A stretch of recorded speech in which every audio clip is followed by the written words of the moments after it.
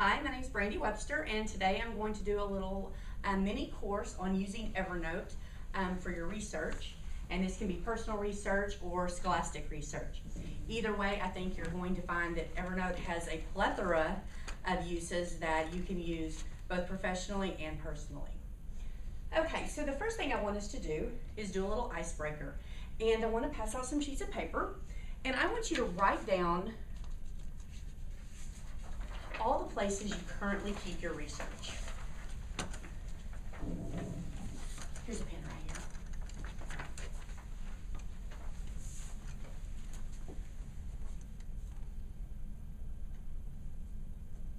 And you can think of things like RefWorks, OneDrive, Dropbox, any type of those things that you currently use. Those are all valid responses because I've used them all.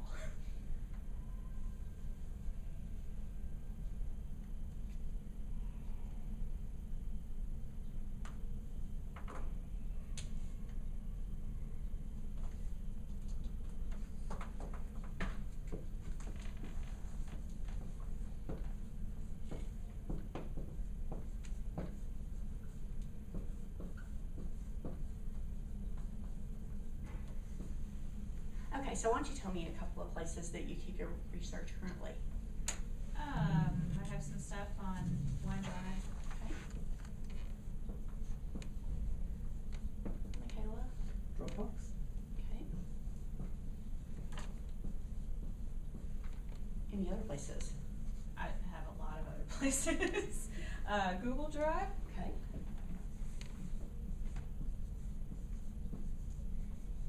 Feel free to keep on coming. Git repository. Ooh, Git I is a didn't write that down. version control system.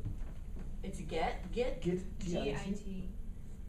a repository, which is a Okay. version control system, especially made for keeping different versions and of some work in progress and allowing you to fall back to one and then branch off. Or like code. Especially for programs. Perfect. Okay, that makes sense. Anything else for you, Cassie? You didn't put RefWorks on there. Okay.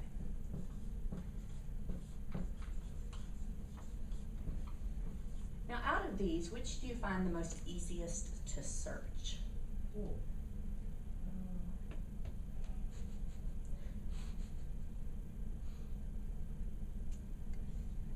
Really none of them actually. Yeah. Not really. So I have a new tool for you.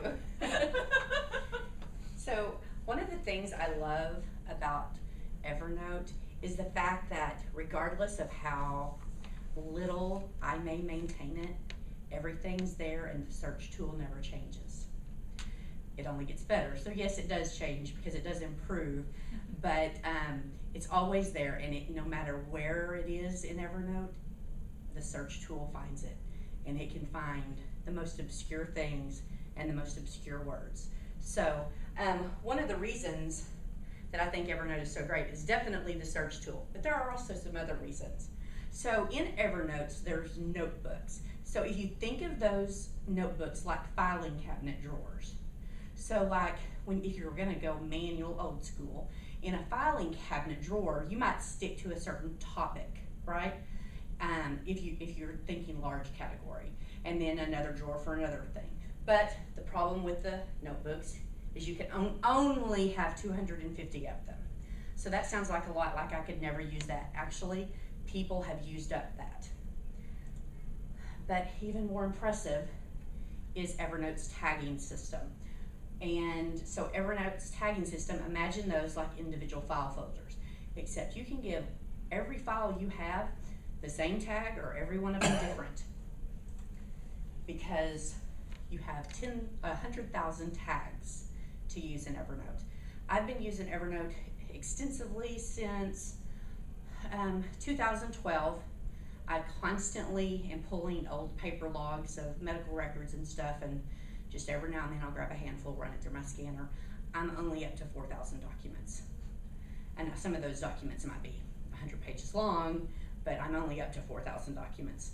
So you can imagine that with 4,000 documents, I'm not even close to coming up with 100,000 tags to add to those documents. I mean, I keep it simple, like medical, dental, and I put the person's name so that I can then find it. Just so that I can kind of have a real quick rundown that I can first search medical and then search the child's name, and then everything that's ever been about them medically is right there. Another thing, again, the powerful search engine. And I'm going to get a little bit more into that when we get to some of the reasons why you should have a paid subscription to Evernote, because we go from an extensive web search or an extensive search to I can't believe I actually am getting to search this document like this.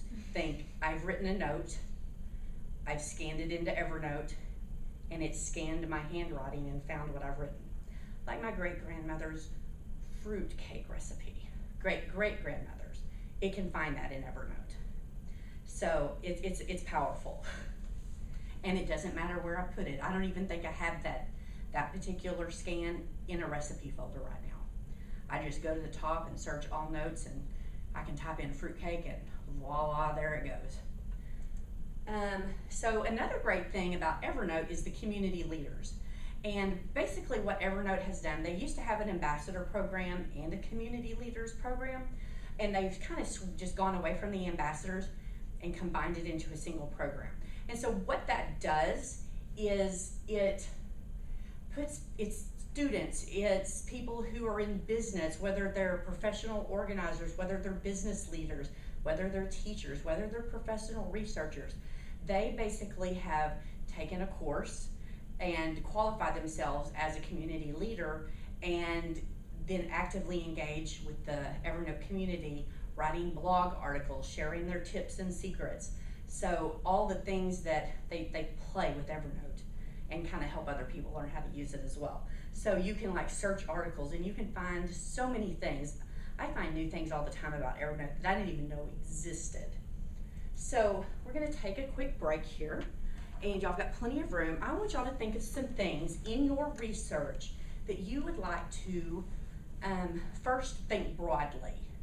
If you have multiple research projects, these are going to be your notebooks. So think broad terms for research, like if you're studying ferns and swimming and fencing. So if those are your broad research topics, these are going to be your notebook categories. So just think for a moment and jot down a few ideas you have for notebooks.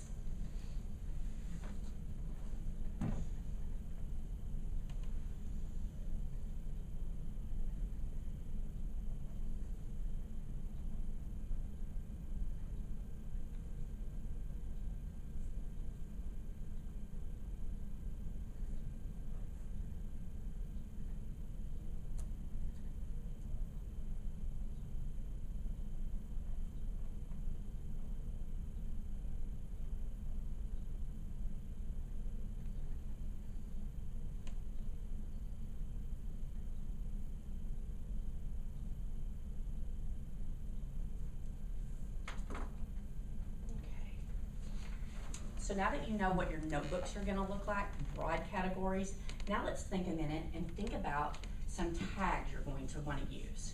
So just to give you a for instance, one of the things that I researched is cultural generations. So I'm going to have a generations research folder. So in that, I'm going to have tags where I tag any literature that I find Gen X, baby boomer,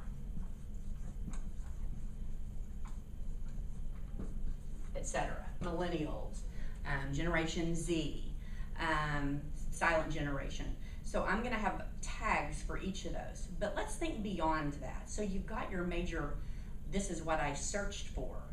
But then think about other things you need to know about your literature. Is it qualitative or quantitative research? Does it have any particular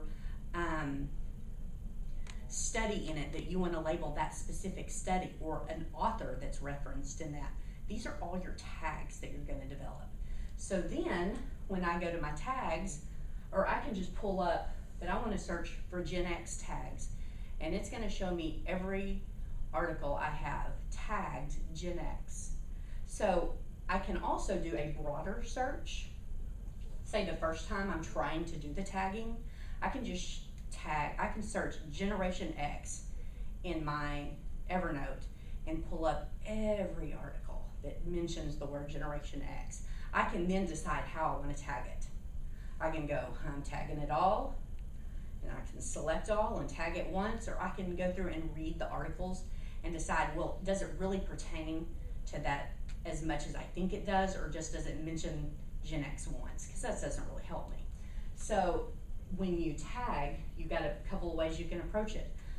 One of the tools that I'll kind of show you is how you can do clipping on the web so that it'll save an article and or PDF straight from the internet straight into Evernote.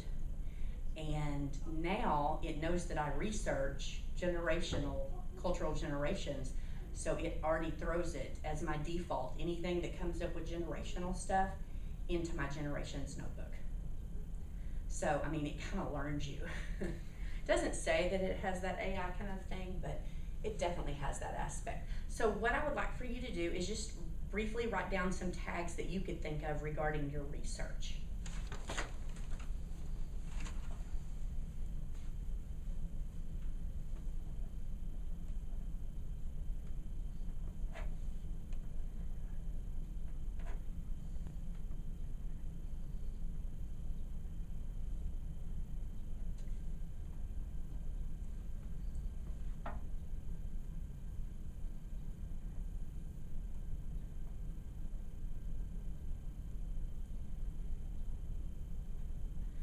Okay, I know y'all could probably think of 100 more tags for your research, but now that you have a general idea of how you can come up with these tags, let's move on to some of the other tools. So you can create a to-do list for your research in a note in Evernote. Web clipping, again, it's a thing you add to your toolbar. There's one for Chrome. I'm sure there's one for, it's not Internet Explorer, but whatever it's called these days, and Mozilla has one as well. So it's just a button, a little elephant, you click it and it clips your page for you. Or there's a save PDF. You can encrypt notes. I keep all my passwords in there, and every password's encrypted, and then I have a master password for all my passwords. Oops. You can annotate notes, that's the one we missed. But you can also keep a table of contents for your notebook. And this is one that I created today. So I actually cleaned this up today.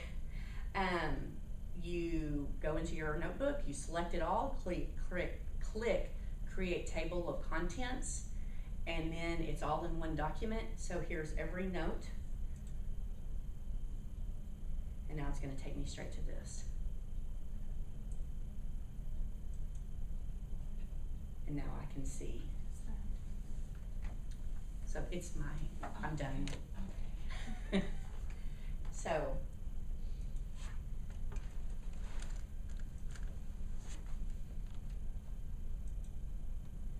again, just remember with your research, time lost cannot be regained. So any tool that you can use to help you gain extra time is definitely a tool worth having. Thank y'all very much.